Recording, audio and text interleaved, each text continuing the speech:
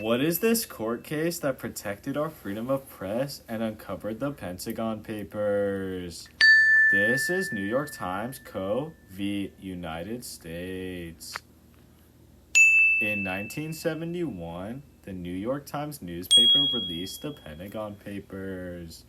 The Pentagon Papers were a secret 7,000-page U.S. government report on American involvement in the Vietnam War. The Vietnam War was a war in Vietnam. The papers had revealed that multiple presidents had lied to the public about the war's progress.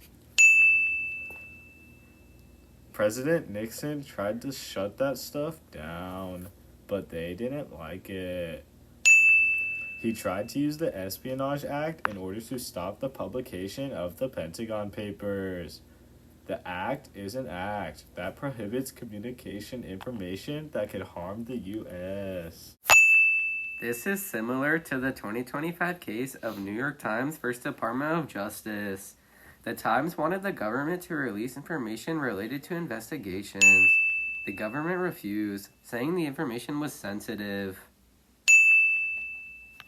Does this violate our right to freedom of press?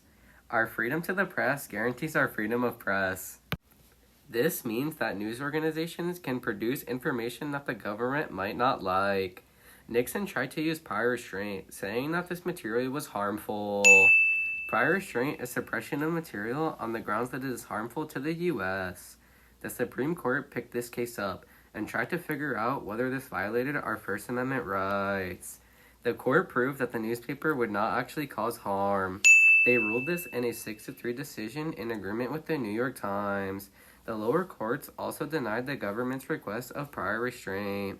However, the dissenting opinions argue that the Supreme Court's decision was way too rushed. In the end, this protected our First Amendment rights. How does this relate to the up-and-coming Cobby Lane mechanism?